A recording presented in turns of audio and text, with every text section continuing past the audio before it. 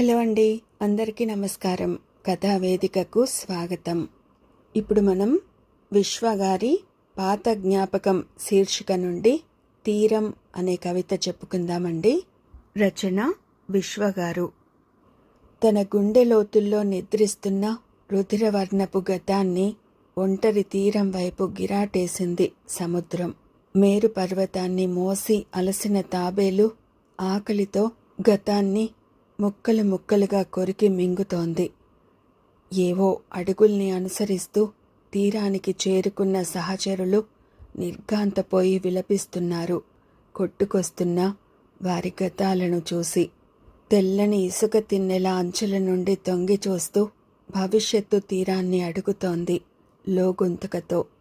ఇంకేంటి సంగతులు? మరో మంచి కవితతో మళ్ళీ కలుసుకుందామండి. Thank you.